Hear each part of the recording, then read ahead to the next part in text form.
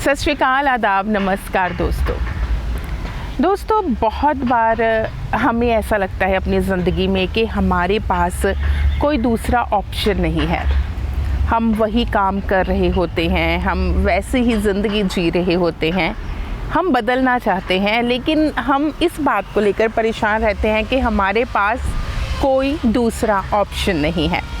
तो आज एक कहानी मैं सुनाने जा रही हूँ उन सभी लोगों के लिए जो ये सोचते हैं, जो इस बात से परेशान रहते हैं कि हमारे पास ज़िंदगी में सेकंड ऑप्शन नहीं है। तो ये कहानी है कि राजा की। एक बहुत बड़ा राज्य था, उसका राजा था। तो एक बार उसके सैनिक आते हैं और राजा को कहते हैं कि खतरे की बात है, पड़ोसी राज्य का राजा किसी भी समय हम पर हमला कर सकता है। राजा बहुत हैरान होता है, बहुत परेशान होता है। तो सैनिक कहते हैं कि हमें गुप्तचरों से ये जानकारी मिली है कि पास वाला राजा कुछ दिनों में हमारे राज्य पर हमला करने जा रहा है। राजा की परेशानी बढ़ जाती है। वो कहता है कि हम उसके हमले से किसी भी तरह से बच नहीं सकते, क्योंकि हमारे पास ना तो बहुत ज़्यादा सेना है, ना ही उनके राज्य की तरह हमारे पास हाथी हैं, घोड़े हैं, ना ही हमारे पास ज़्यादा शस्त्र हैं। तो राजा कहता है कि हम सबका मरना तय है। सभी बहुत परेशान हो जाते हैं। तो राजा अपने पूरे राज्य में एक घोषणा करवाता है और सभी लोगों को एक जगह पर आने के लिए कहता है। तो उस राज्य के सभी लोग एक जगह पर इकट्ठे हो जाते हैं। तो राजा कहता है कि एक बहुत बड़ी मुसीबत हमारे पर आने वाली है। मैं आप सबके सामने अपनी परेशानी, अपनी मुसीबत आपके सामने रख रहा हूँ और आप मुझे हल बताना उसका। तो राजा कहता है कि हम सब मरने वाले हैं, हमारे ऊपर हमला होने वाला है, पड़ोसी राज्य हम पर हमला करने जा रहा है और हम पड़ोसी राज्य का मुकाबला किसी भी तरह से नहीं कर सकते, क्योंकि हमारे पास उनकी तरह ना तो बहुत बड़ी सेना है, ना ही बहुत ज़्यादा हाथी घोड़े और ना ही शस्त्र है।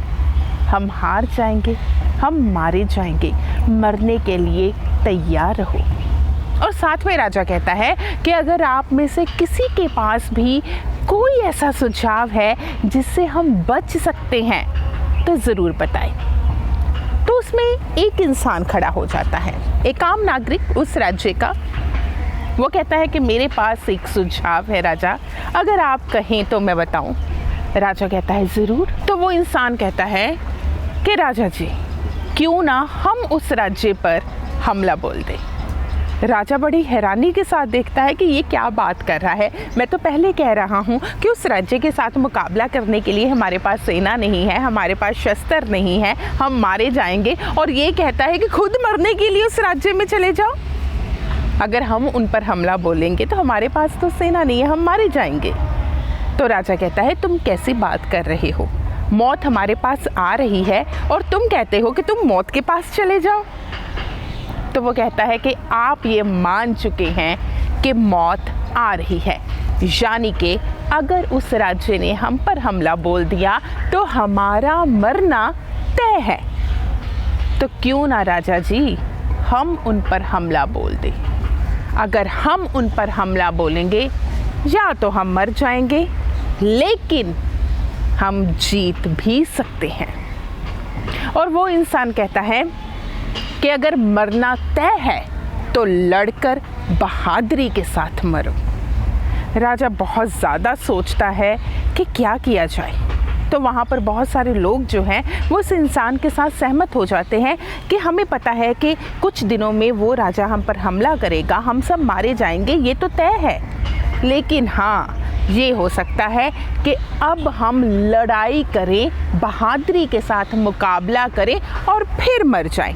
तो मरना तो तय ही है, तो क्यों ना लड़कर बहादुरी के साथ मरे। तो राजा कहता है ठीक है, सभी तैयारी करो। तो सभी तैयारी करते हैं, आम लोग भी उनके साथ हो जाते हैं। तो एक रात को राजा अपनी पूरी सेना के साथ, आम लोगों के साथ, सारे शस्त्र, घोड़े, हाथी लेकर दूसरे राज्य पर हमला करने के लिए निकल पड़ता है। दूसरे राज्य पर पहुंचने के लिए रास्ते में एक नदी होती है, नदी पर पुल बना होता है। राजा अपनी सेना के साथ, नागरिकों के साथ उस पुल को पार करता है और जैसे ही वो दूसरे राज्य में पहुंचता है वो पीछे मुड़ता है, वो अपने तीर के साथ उस पुल को गिरा देता है। सारे हैरान हो जाते हैं। वो कहते, राजा ये आपने क्या कर दिया? एक ही तो रास्ता था हमारे राज्य और उस राज्य के बीच में, ये आपने क्या किया? अब हम कैसे वापस जाएंगे?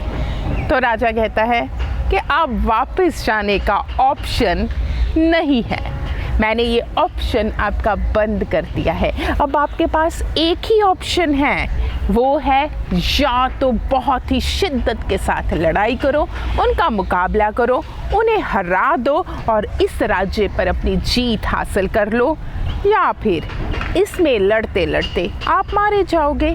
यानी कि अब लड़ना ही आपके पास एक ऑप्शन बच गया है।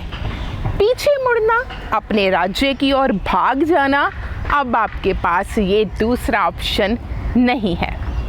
तो सभी लोग एक दूसरे की ओर देखते हैं और वो सोचते हैं कि वाकई में अब हमारे पास एक ही ऑप्शन है और वो है लड़ाई करना। अब हमारे पास दूसरा ऑप्शन बचा ही नहीं है कि हम यहाँ से भाग जाएं। तो बस फिर क्या था, वो सारी सेना, वो आम लोग बड़ी शिद्दत के साथ, बहादुरी के साथ लड़ाई करते हैं, क्योंकि इन्हें पता होता है कि हम मारे जाएंगे अगर हम इसे अच्छे ढंग से नहीं लड़ाई करेंगे। तो वो उस लड़ाई में जीत जाते हैं। इतने बड़े राज्य पर वो जीत हासिल कर लेते हैं, जिस राज्य पर जीत हासिल करना उनके लिए नामुमकिन सा था, सिर्फ इसलिए क्योंकि उनके पास एक ही ऑप्शन होता है, लड़ना। तो वो ऑप्शन वो शिद्दत से करते हैं, तो इस तरह से जीत उन्हें हासिल होती है। तो वाकई ही दोस्तों, ज़रूरी नहीं होता कि हमारे पास सेकंड ऑप्शन हो। कई बार एक ही ऑप्शन होता है, तो हम उस ऑप्शन पर पूरे दिल के साथ, साफ नीयत के साथ 100% अपना लगा देते हैं, क्योंकि हमें पता होता है कि इसके अलावा हमारे पास कोई दूसरा ऑप्शन नहीं है और फिर कामयाबी ज़रूर मिलती है। इसलिए अगर ज़िंदगी में आपके पास सेकंड ऑप्शन नहीं है तो घबराने की बात नहीं है, उदास होने की बात नहीं है। जो भी ऑप्शन है वहाँ उसी काम को पूरे दिल से करो, साफ नीयत के साथ करो, ईमानदारी से करो, शिद्दत के साथ करो, फिर कामयाबी ज़रूर हासिल होगी। आज के इस प्रोग्राम में इतना ही, फिर मिलेंगे। धन्यवाद।